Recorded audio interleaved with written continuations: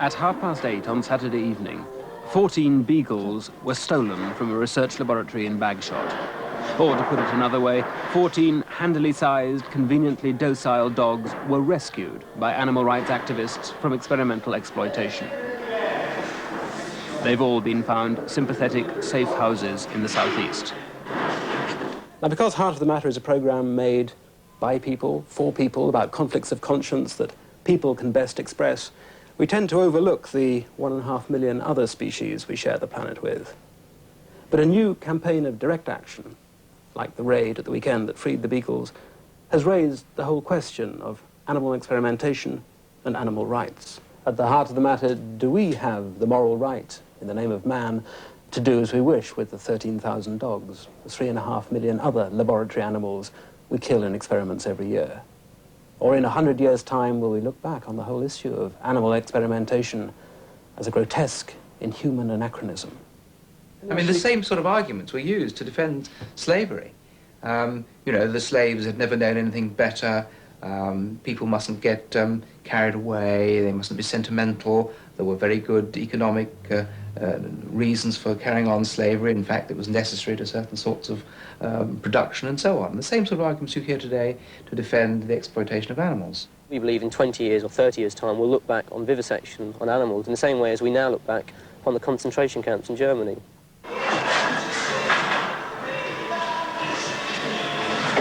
Anger has very little to do with science.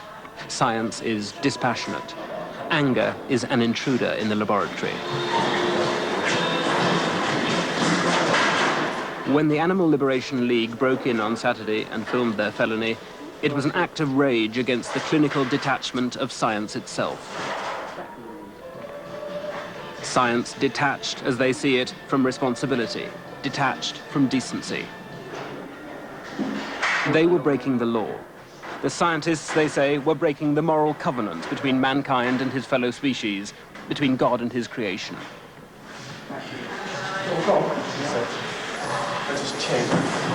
Or was it just a bit of sentimental vandalism in the mute name of 14 frightened beagles?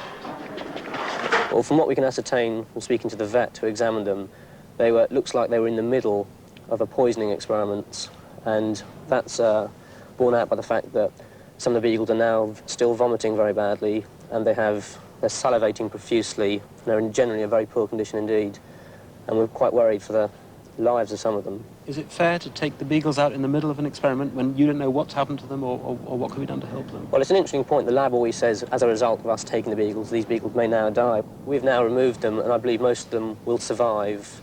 It'll take them 2 or 3 days to adjust, because they're no longer eating poisoned food or getting stomach tubes down their throats. And with good care, by the end of this week, they should be in better condition and beginning to get put into normal society. What you did was burglary. Do you think that breaking the law can in any way strengthen your cause? Well, we're not so interested whether it's legal or illegal. What's important is whether it's right or wrong. It's the argument of the terrorist always, though, isn't it? You know, we're not concerned about the letter of the law. We think we're right. Well, I think Gandhi and Martin Luther King both said that there is 2 kinds of laws. There's the law of the land, which allows, in this country, horrific experiments, and then there's God's law, or the moral law. I think the moral law says quite clearly that animals should not be subjected to these abuses in laboratories.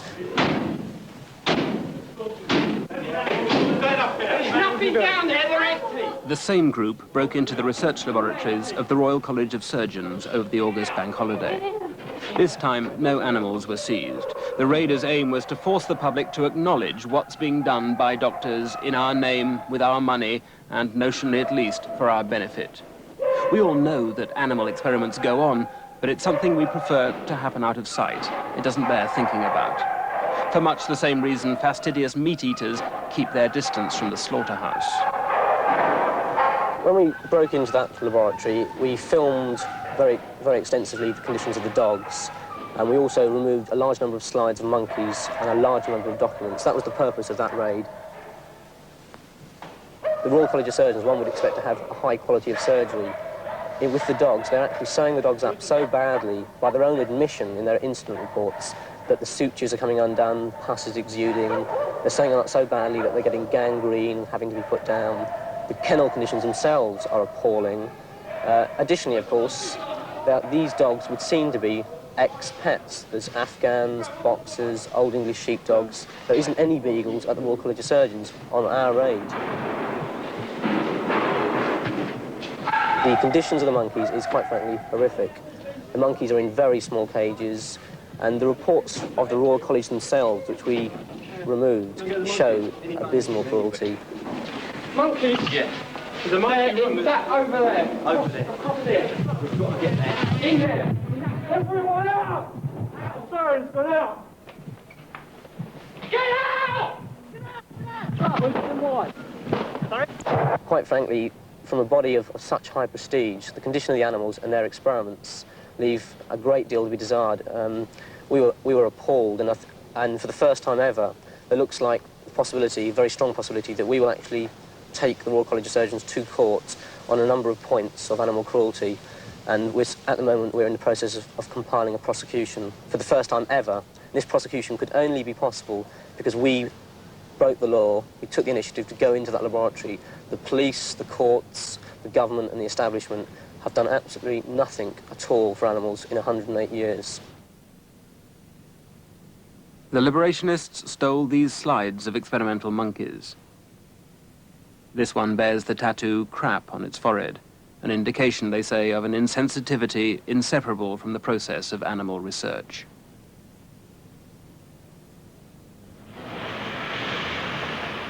No one from the Royal College of Surgeons was prepared to appear on a program which included lawbreakers, we were informed this afternoon.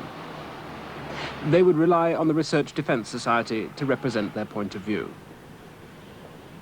The Royal College was interested to hear from Heart of the Matter that a prosecution was imminent and would answer all allegations in the proper place in court. In the particular case of the tattooed monkey, crap is in fact craps and is a scientific identity coding.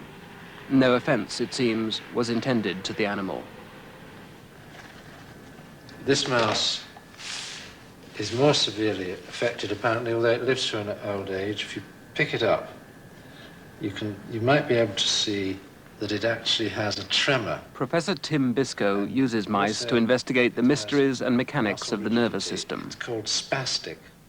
These mice are deliberately bred as spastics. Their tissue may reveal clues to the causes and cures of disorders like Parkinson's disease. From the normal cause for tremor and rigidity in man. Professor Biscoe is a member of the Research Defence Society, which upholds the case for animal experiments. Like many scientists, Professor Biscoe is concerned at the growing militancy of the animal lobby.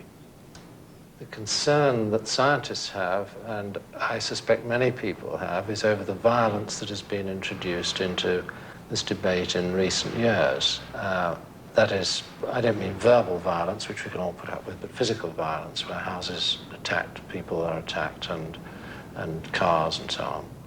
I think that their actions are profoundly antisocial. I mean, basically, they believe that animals shouldn't be used in any context whatsoever. And they back up those beliefs by a series of unlawful acts of increasing boldness. Now, it seems to me that when you hold such an extreme set of beliefs and you back those up with unlawful acts of vandalism, threats, and other things of that kind, I mean, these people are really, I think, rationalizing their own predisposition to hooliganism, because plainly no government could concede what they are asking. You have to say of the Animal Liberation Front, they have not, to my knowledge, hurt any human beings or animals. They have only damaged property. You have to say that, rightly or wrongly, where you've got a government which doesn't seem to listen to ordinary democratic forms of protest, that they are effective in making people listen to them. It shouldn't be like that. It shouldn't be in a democracy that you have to have militant forms of activity before governments begin to listen, but that's the way it is. I think we're making a distinction here about violence to man and violence to animals, and you're coming to the essential, crucial moral argument. That is to say, do you place man first in your scheme of things or not? And the scientists and the doctors, which I happen to be one, place man first and are unequivocal about that choice.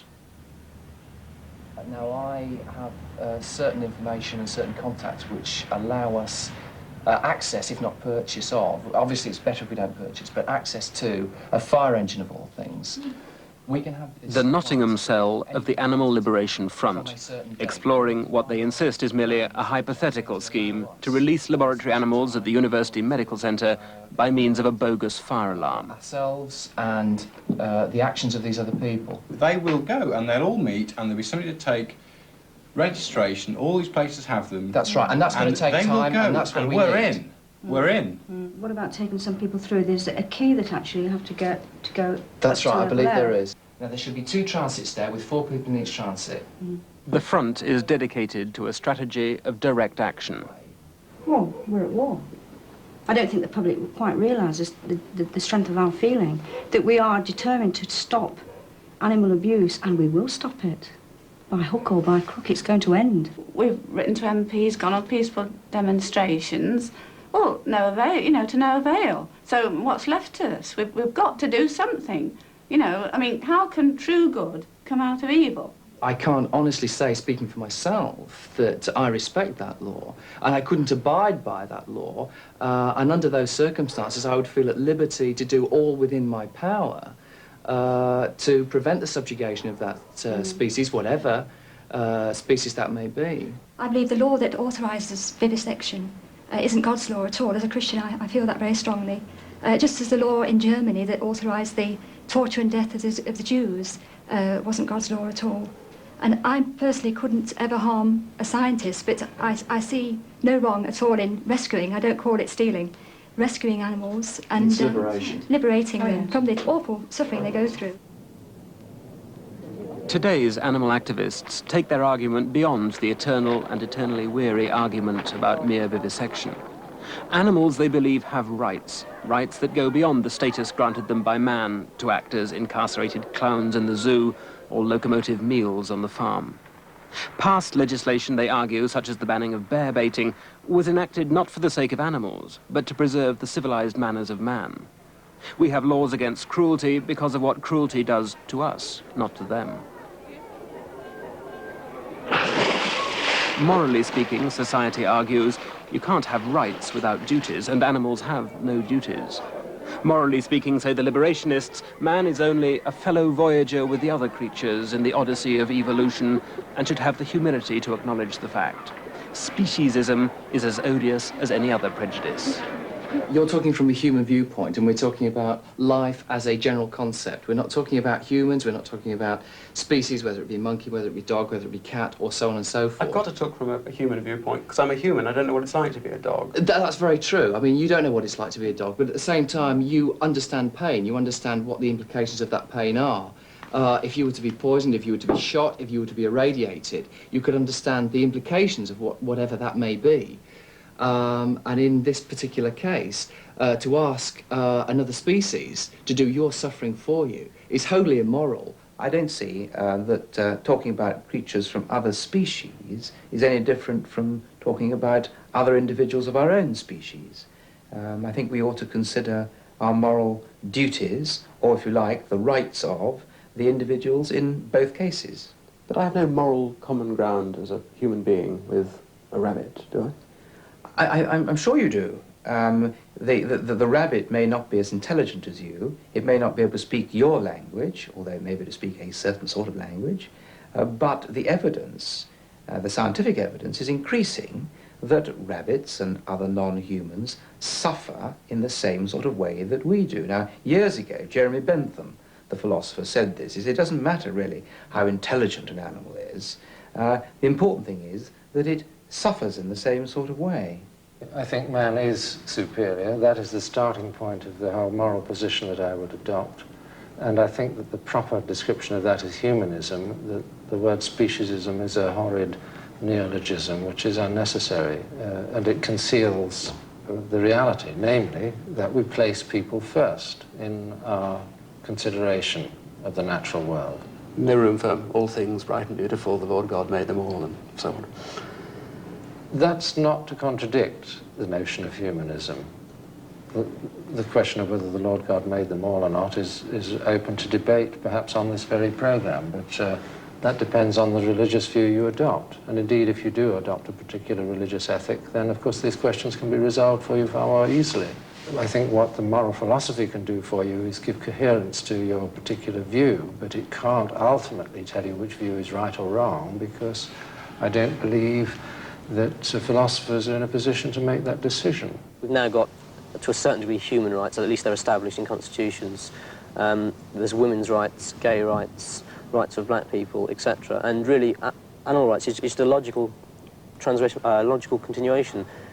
The point we think is that there is no reason why we should stop at humans, because obviously animals have different aesthetic needs, and we don't want, you know, one puppy, one vote kind of thing. What we're saying is animals do have the right to live in freedom, to live free from exploitation, free from pain, free from suffering. That's really, we're looking for all the rights that really they should have had were it not for humans. The essential difference is whether you accept that continuum from humans leading into other species as well. I mean, you can understand that a lot of people think that humans are different from animals. Well, humans are different from animals. We're not claiming otherwise, but we don't think a difference itself justifies a moral prejudice. Number 2 and 4, the control animals, are showing marked coarse tremors. Number 4 there is just teetering on the edge of a small convulsion. The debate on animal experiments is only marginal to today's animal activists, because for them there is no debate. It's obscene and it's wrong. Yet it's worth examining, if only to try to test the plausibility of the new doctrine of animal rights. Few would deny the medical benefits for Homo sapiens and brute creation that history has disentangled from the entrails of suffering scientific animals.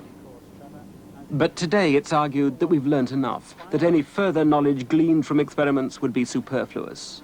Scientists may claim we're standing on the edge of unimaginable discoveries, but is medicine merely pleasuring itself in the gratuitous indulgence of its own curiosity? The whole monument of modern medicine is not available without animal experiment as it's the base on which it stands.